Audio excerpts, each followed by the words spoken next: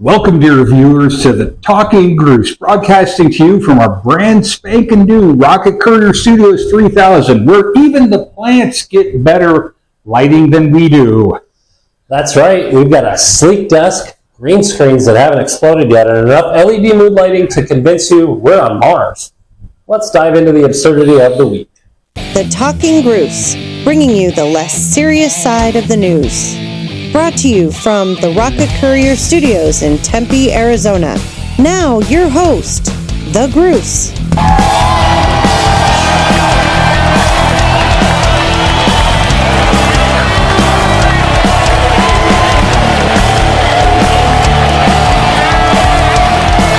Thank you, please. Thank you. The admiration is almost as uncomfortable as this seating arrangement. But I could never do this alone. Well, I could, but the FCC said I shouldn't. So joining me on the Technicolor train wreck is my ever skeptical, ever sarcastic co-host, better known as Rich. Delighted to be here, Greg. Truly, I canceled 3 fake deliveries just to be here. Oh, wow. Nice. So let's jump into the top stories of the week, folks. Dripping in sarcasm and SPF 100. So President Trump's team has just blocked the closure of Michigan's biggest coal plants because what's cleaner than keeping 45% of the state's carbon emissions alive and kicking? Coal. It's not just for Christmas stockings anymore. It's federal policy again. Guess Michigan's new state bird is ash. Well, on top of that, the Supreme Court sided with fossil fuel companies to try to undo any of California's vehicle emission rules. Translation, if you want clean air, you better start canning it yourself. Don't be ridiculous. As president of Planet Spaceball, I can assure both you and your viewers that there's absolutely no air shortage whatsoever. Yes, of course. I've heard the same rumor myself. Yes, thanks for calling and not reversing the charges. Yes, bye. Shithead.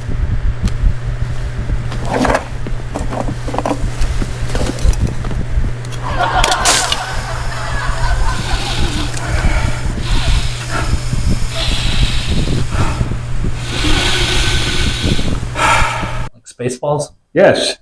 Perrier? Absolutely. Or you can move to Mars, where Elon Musk says that smog is optional. In foreign drama, the U.S. is quietly repositioning warplanes from Qatar, just in case Iran gets testy, which...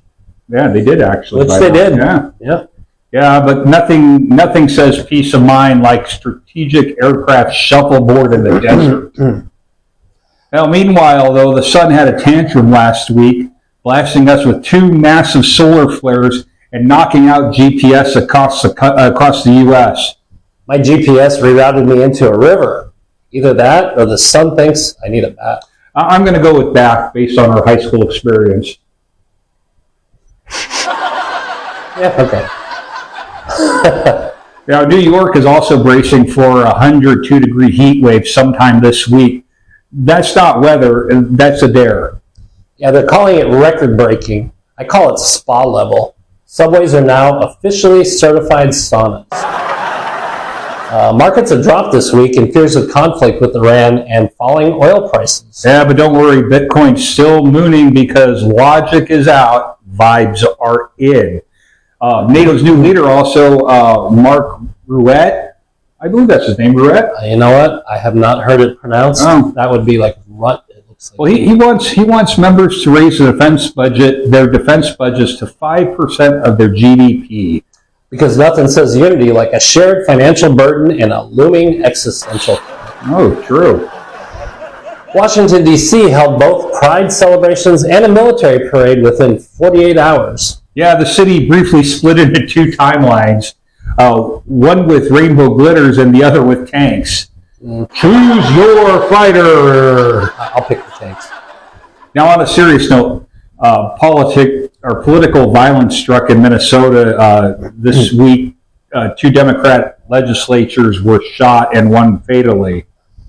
It is a tragic reminder that our national discourse now comes with bullet points, literally. And that's this week's news. Climate, chaos, conflict, and yes, coal. You know, what do you think? What do you think of the news this week? It's been a little bit. It's been a little crazy. Yeah, we have had some very nuts news, and that's why the Talking Gruse is now brought to you from a cleaner, better studio. We're doing our part in helping out with the environment. Sure, we'll go with that. Absolutely. I mean we're going green because there's a big green screen behind us. You guys won't know that, but yes, there's a big green screen behind it. So anyways, yeah, what do you think? New digs we got going on here?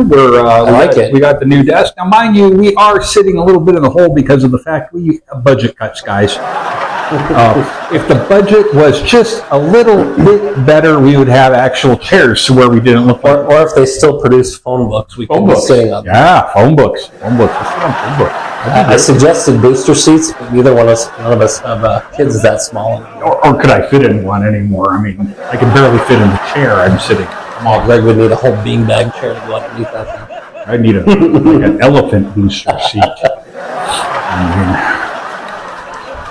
And now, the forecast you didn't know you needed, because it doesn't make sense. It's time for the Emotional Weather Report.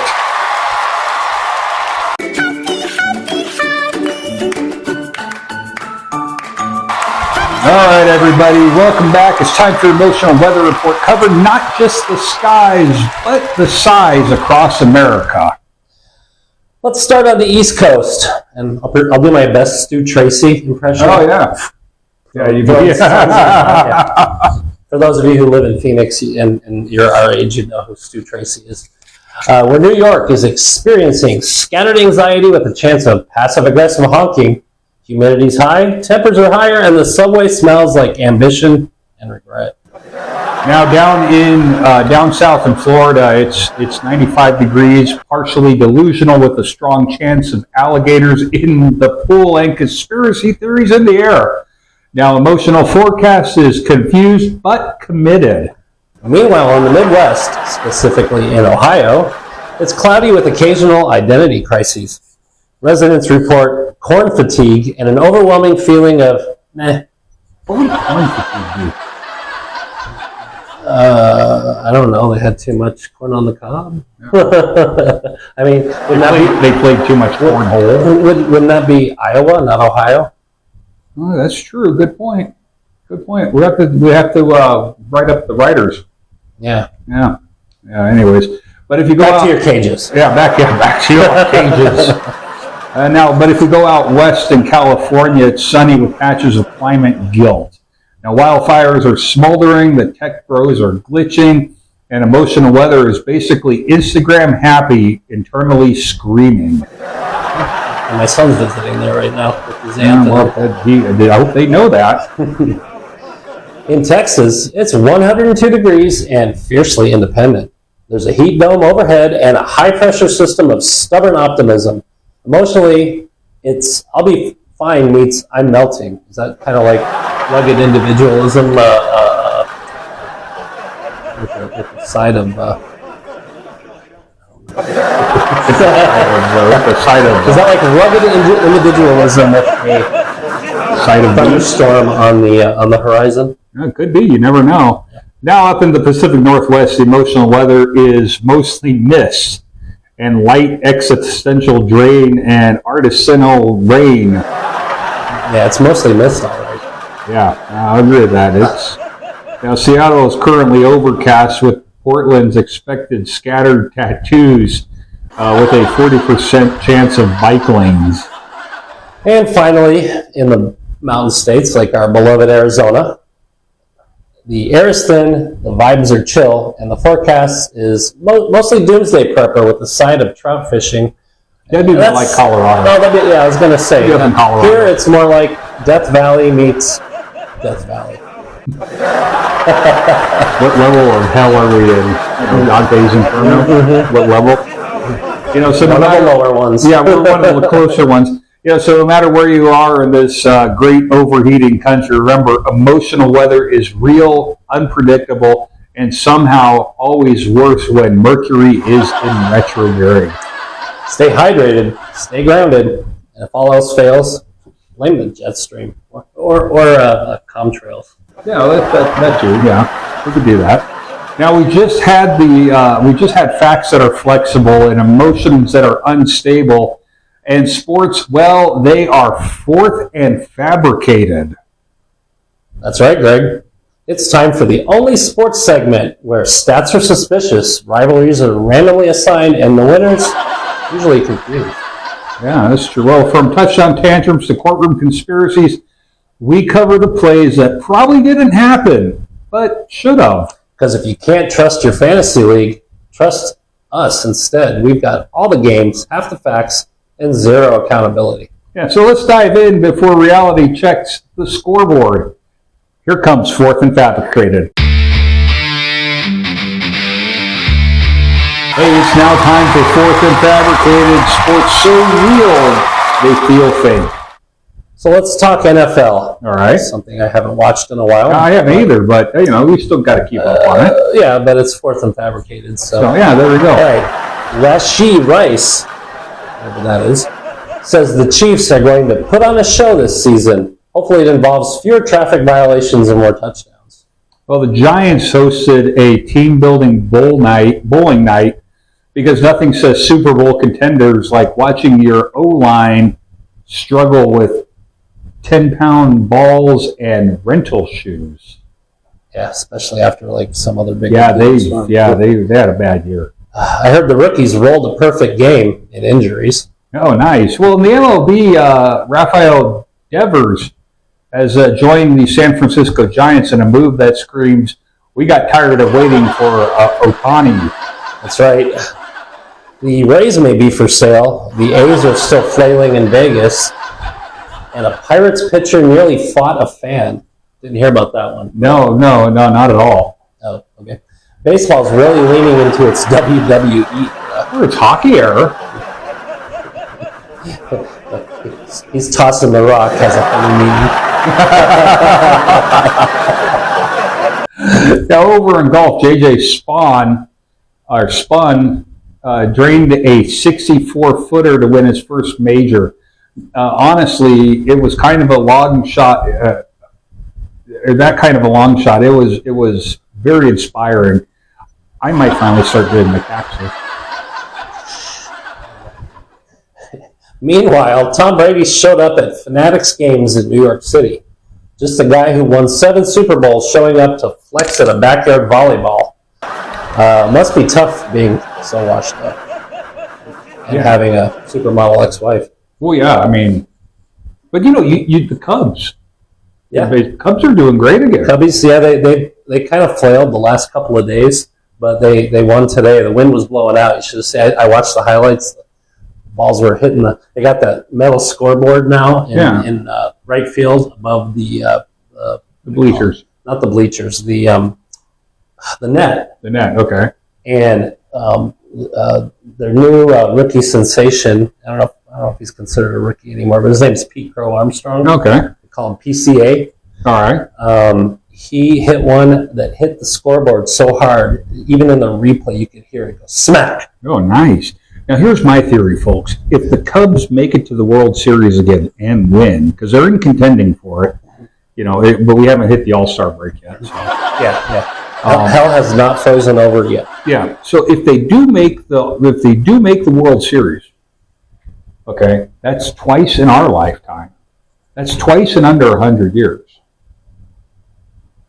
I think that's the beginning of the end. Armageddon.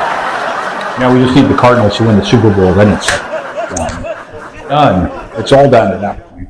Not gonna happen. So yeah, I'm right there with you. Not with the Chiefs being the favorites of the refs. Yeah, that's true. That's very true. Oh my God. Yeah, so everybody, a little bit of different setup today for this episode. We hope you like it. Hope you get some stuff put in a little bit quicker. We're working on it. We're changing things up a little bit.